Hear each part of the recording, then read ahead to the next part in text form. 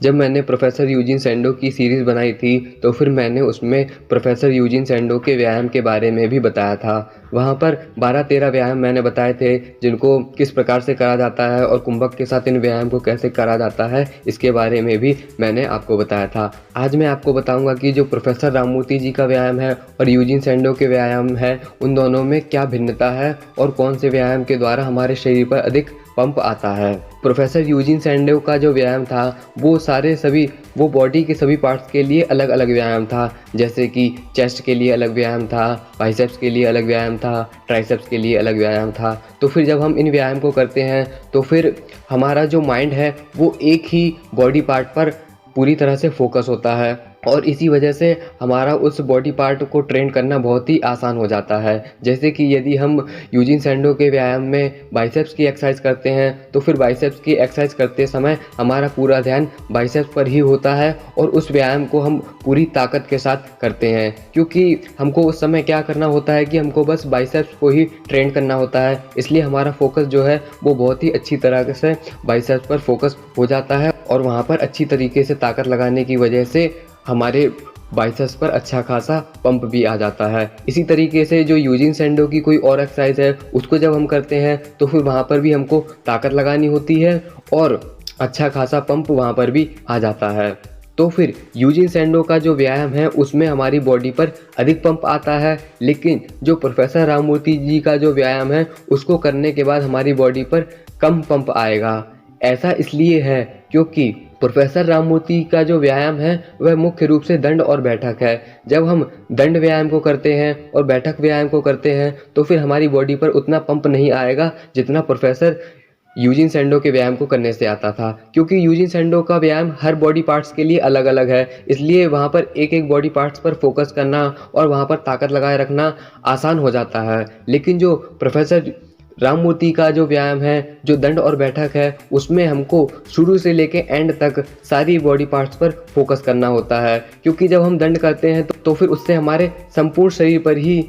प्रभाव पड़ता है। बाइसेप्स पर भी प्रभाव पड़ता है, ट्राइसेप्स पर भी प्रभाव पड़ता है, चेस्ट पर भी प्रभाव पड़ता है और हमारी थाई पर भी प्रभाव पड़ता है। तो फिर अधिक से अधिक बॉडी पर प्रभाव पड़ने की वजह से जो हम प्रोफेसर राममूर्ति का जो व्यायाम है उसमें पूरी तरह से फोकस नहीं हो पाते हैं, क्योंकि इसमें जो हमको व्यायाम करना होता है उसमें सारे बॉडी पार्ट्स पर हमको फोकस करना होता है और तो और उसके साथ साथ हमको कुंभक भी लगा कर रखना होता है। इसलिए व्यायाम करते समय ऐसी स्थिति आ जाती है कि हम पूरी तरीके से अपने माइंड को अपने बॉडी पर फोकस नहीं रख पाते हैं और इसलिए जो हमारा जो पंप है वो यूजीन सैंडो के व्यायाम करने की तुलना में बहुत ही कम आ पाता है। प्रोफेसर राममूर्ति जी के व्यायाम में हम संपूर्ण शरीर से बल लगाते हैं और संपूर्ण शरीर से बल लगाने की वजह से हमारा जो पूरा ध्यान है वो पूरी बॉडी पर नहीं हो पाता है। कभी कभी तो हम सोचते हैं कि हमारी चेस्ट पर विकास हो रहा है, कभी कभी ऐसा होता है कि राममूर्ति व्यायाम करते समय हमारा जो फोकस है वो पूरी तरीके से बन भी नहीं पाता है।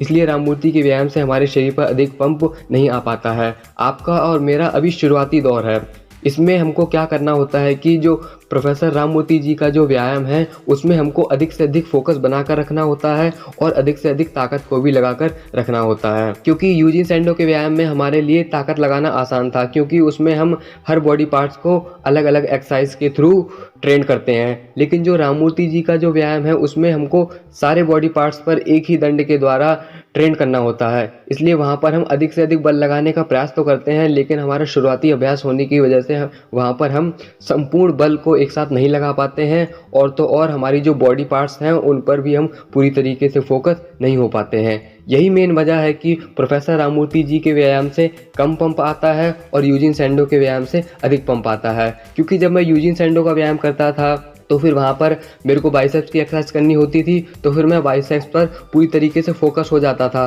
क्योंकि वहाँ पर मेरे को पूरी बॉडी पर ध्यान नहीं देना होता था, क्योंकि वहाँ पर मैं तो सिर्फ बाइसेप्स की एक्सरसाइज कर रहा था। लेकिन जब प्रोफेसर राममूर्ति जी का जब व्यायाम करता था या फिर अब मैं जो करने लगा हूँ, इसमें हमको दंड के द्वारा अपनी पूरी बॉडी पर फोकस करना होता है और तो और बल भी लगाना होता है। इसलिए हम पूरी बॉडी पर बल नहीं लगा पाते हैं। जितना बल हमें पंप होने के लिए चाहिए होता है उतना अधिक बल हम नहीं लगा पाते हैं। इसीलिए प्रोफेसर यूजीन सैंडो और प्रोफेसर राममूर्ति जी के व्यायाम में पंप आने में इतना अधिक भेद है, क्योंकि राममूर्ति का जो व्यायाम है उसमें जो पंप है उसमें लाना कठिन होता है, क्योंकि उसमें हमको अधिक से अधिक बल लगाना होता है और इसके साथ साथ हमको सारी बॉडी पार्ट्स पर फोकस करना होता है। लेकिन जो यूजिन सैंडो का व्यायाम है उसमें हमको चाहे बाइसेप्स हो उसके लिए अलग एक्सरसाइज है, ट्राइसेप्स हो उसके लिए अलग एक्सरसाइज है, या फिर जो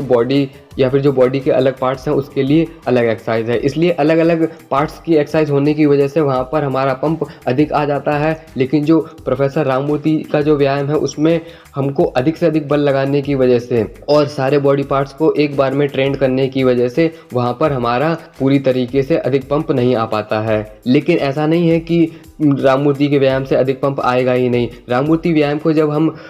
अच्छी खासी विल पावर के साथ व्यायाम करेंगे और तो और उसमें अधिक से अधिक बल को बढ़ाते जाएंगे, टाइमिंग को भी बढ़ाते जाएंगे, तो फिर राममूर्ति व्यायाम के द्वारा जो है हमारा अच्छा खासा पंप आने लग जाएगा। इस वीडियो को बनाने का उद्देश्य यही था ताकि मैं आपको बता सकूं कि यूजिन सैंडो के व्यायाम से अधिक पंप क्यों आता था और जो राममूर्ति जी का जो व्यायाम करते हैं इसमें हमारा अधिक पंप क्यों नहीं आता है। अधिक पंप ना आने की मुख्य वजह यही है कि राममूर्ति व्यायाम में हमको अधिक से अधिक बल लगाना होता है और अधिक से अधिक बल हम अभी नहीं लगा सकते हैं, क्योंकि ये हमारा शुरुआती अभ्यास है। यदि हम 1 वर्ष तक या फिर 6 महीने तक लगातार इस व्यायाम को करते रहेंगे तो फिर हमारी बल लगाने की क्षमता बढ़ेगी और बल लगाने की क्षमता बढ़ने की वजह से ही प्रोफेसर राममूर्ति जी के व्यायाम से भी अच्छा खासा पंप आने लग जाएगा। जब हम दंड और बैठक के व्यायाम को करते हैं तो फिर शुरुआती दौर में हम अधिक बल नहीं लगा पाते हैं और पूरी बॉडी को भी टाइट नहीं रख पाते हैं, इसीलिए तो हमारा जो मसल पंप है वो नहीं हो पाता है। लेकिन यूजिन सैंडो के व्यायाम में ऐसा करना आसान था, इसलिए अब मुख्य बात यही है कि आप राममूर्ति व्यायाम कीजिए,